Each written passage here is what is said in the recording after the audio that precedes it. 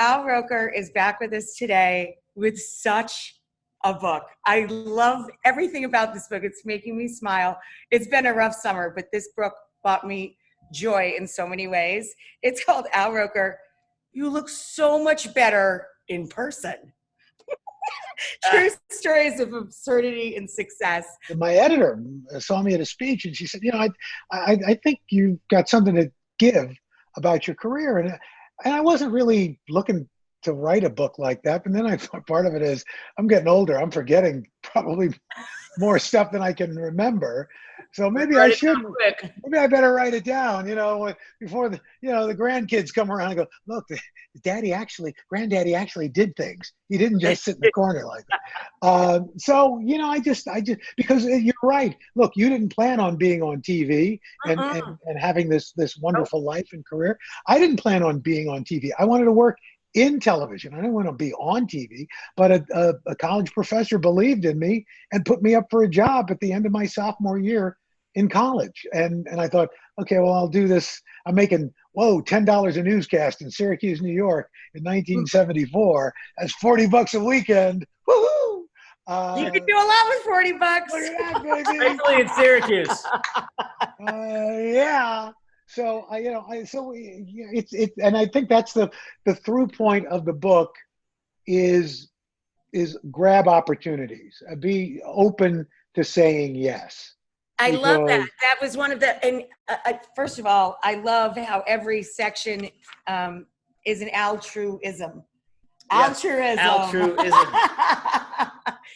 Every section is an altruism, something that I'd love to take credit for that. But it was a woman who helped me write this thing, Paula Vitale, who came up with it. So if you like it, it's mine. If you don't, it's Paula Vitale's. It is brilliant, and you can both share the credit. And I love the "If you're gonna cry, know how to cry" chapter. He's great at making up nicknames for people. Yeah. Like one guy, he nicknames him Donuts, and it's stuck to this day. And then the new directors is Jaws. Tony Bag of Donuts. Tony Bag of Donuts. We chatted short to Tony Donuts. I got to tell you, I am so envious. All my life, I've wanted a nickname. Will you think about it? Maybe for Christmas, you give me a nickname. You're Double R. That's it. You're Double R. That's it? Double R. That's just Double R. That's it. Double R. That's Call it. it hot pants. Okay, Double R hot pants. There's an R on each pocket. You're like a ranch, the Double R.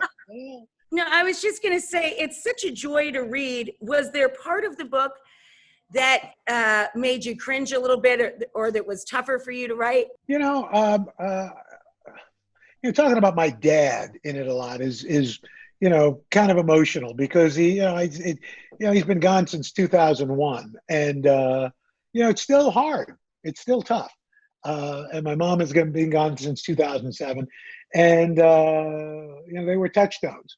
And so sometimes I get jealous of people whose parents are still around, and it's and my folks passed when they were very young, 69 and 74 respectively. So but it kind of keeps their voices alive and continues to celebrate them. Right, it brings them back to you at the same time. It's got to be cathartic too. Yeah.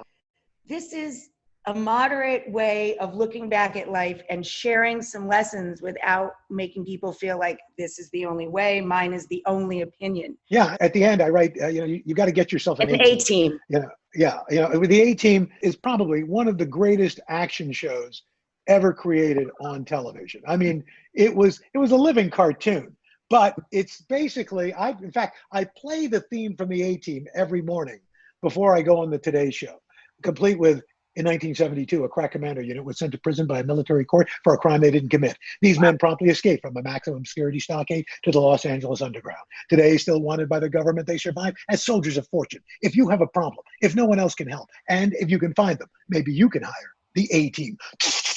Dun, dun, dun, dun, and that, but they were all good in one way.